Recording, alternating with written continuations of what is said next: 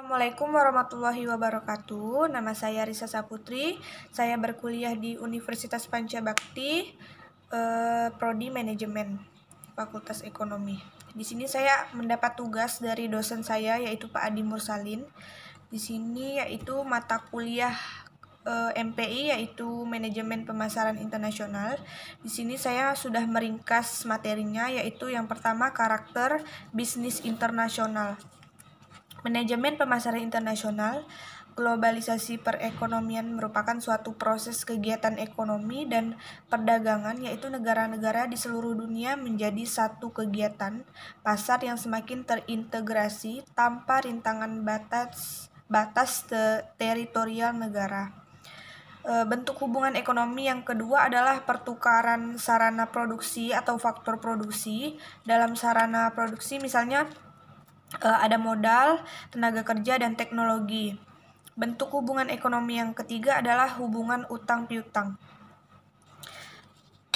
Di sini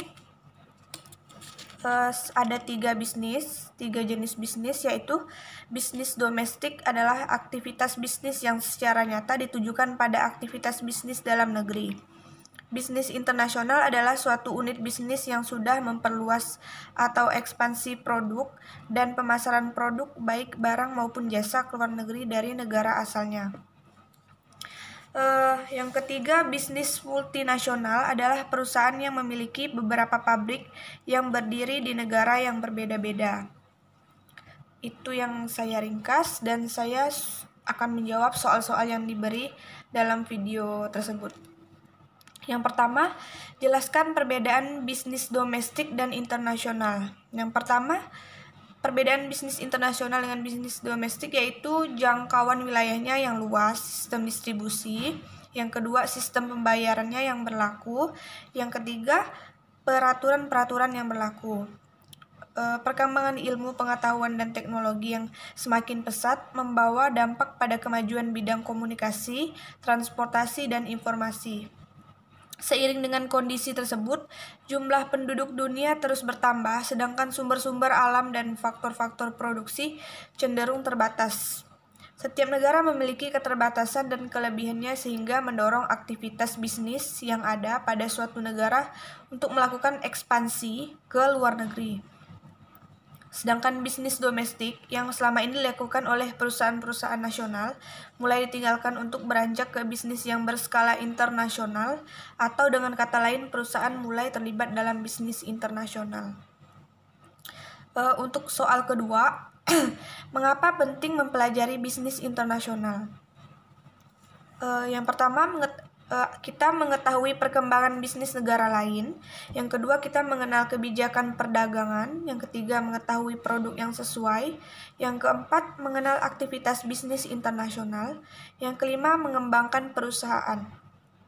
Untuk soal yang ketiga, sebutkan orientasi manajemen berkaitan dengan globalisasi pasar. Yaitu ada 3 orientasi yang menjadi pedoman dalam BI, yaitu etnosentris, polisentris, dan geosentris, yang kemudian diperluas menjadi region sentris. Yang pertama, etnosentris adalah suatu asumsi atau keyakinan negeri asal sendirilah yang lebih unggul. Seseorang dengan orientasi ini melihat persamaan dalam pasar dan percaya bahwa produk dan kebiasaan yang sukses di negeri sendiri yang unggul. Yang kedua, polisentris merupakan kebalikan dari etnosentris, yaitu keyakinan yang didasari bahwa setiap negara unik dan berbeda-beda. Cara untuk meraih sukses di setiap negara adalah harus dapat menyesuaikan diri dengan perbedaan unik dari setiap negara. Dalam tahap polisentris, anak perusahaan didirikan di pasar luar negeri. Yang ketiga, regiosentris merupakan orientasi geosentris yang terbatas pada suatu wilayah regional. Itu artinya manajemen harus mempunyai pandangan dunia ke arah wilayah regional, tetapi akan memandang sisa dunia dengan orientasi etnosentris atau polisentris atau kombinasi keduanya. Soal keempat, sebutkan contoh perusahaan Indonesia yang melakukan bisnis internasional dan apa cirinya. Yang pertama saya dapat yaitu Marta Tilaar Group. Perusahaan ini memilih untuk berekspansi ke negara lain dengan alasan bahwa modalitas Marta Tilaar yang berasal dari bahan-bahan asli Indonesia dapat menjadi keunggulan kompetitif yang dimilikinya. Produk yang kedua yaitu Sido muncul. Sido muncul membawa 250 produk unggulan ke pasar global dan berhasil menjadi merek yang begitu dikenal oleh masyarakat global. Perusahaan ini mengalami proses yang panjang dalam melakukan ekspansi pasar, yang mana negara lain masih memandang sebelah mata dengan kehadiran obat herbal. Yang kelima, sejarah bisnis internasional. Sebelum Masehi, pedagang Venezia dan Yunani mengirim wakil-wakil ke luar negeri untuk menjual barang-barang mereka. Pada tahun 1600, British East India Company, sebuah perusahaan dengan yang baru dibentuk, mendirikan cabang-cabang di luar negeri di seluruh Asia. Pada saat yang sama, sejumlah perusahaan Belanda yang dibentuk pada tahun 1590 membuka rute-rute perjalanan ke timur bergabung untuk membentuk Dutch East India Company dan juga membuka kantor-kantor cabang di Asia. Pada tahun 1880, Singer telah menjadi organisasi dunia yang organisasi penjualan luar negeri yang luar biasa dan beberapa pabrik pemanufakturan di luar negeri. Perusahaan-perusahaan lainnya segera menyusul pada tahun 1914. Paling sedikit 37 perusahaan Amerika memiliki fasilitas produksi di 2 atau 3 lokasi luar negeri. Soal yang keenam, pengertian etnosentris, polisentris, dan geosentris. Yang pertama yaitu pandangan etnosentris merupakan keyakinan parokialisme bahwa pendekatan dan praktik kerja terbaik adalah yang dimiliki oleh negara asal atau negara sendiri atas home country atau disebut negara di mana kantor-kantor utama milik perusahaan berada. Yang kedua, pandangan polisentris memandang bahwa para karyawan di negara tuan rumah atau host country atau bisa disebut negara lain di mana organisasi menjalankan bisnis mengetahui pendekatan dan praktik kerja terbaik untuk menjalankan bisnis di negara tersebut. Yang ketiga, pandangan geosentris merupakan sebuah pandangan berorientasi di dunia yang berfokus untuk menggunakan pendekatan dan orang terbaik dari seantero dunia.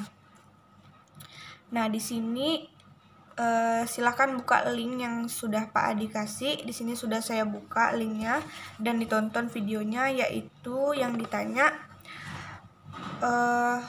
siapa pembicara dalam video di atas, jelaskan apa-apa yang dijelaskan oleh pembicara di dalam video tersebut, dan bagaimana pendapat saya sendiri. Setelah saya tonton, pembicaranya itu Lydia Yunita SEMM. Penjelasannya itu bisnis internasional, karakteristik tentang bisnis internasional dan karakter bisnis internasional. Yang pertama itu transaksi dua negara atau lebih, yang kedua menggunakan mata uang yang berbeda, yang ketiga budaya yang berbeda, yang keempat ketersediaan sumber daya, yang kelima letak geografis yang berbeda. Dan mengapa kita harus mempelajari bisnis internasional?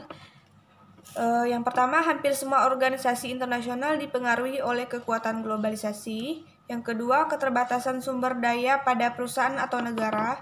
Yang ketiga, untuk menyamakan langkah dengan pesaing. Yang keempat, mengikuti perkembangan teknik dan alat bisnis terkini.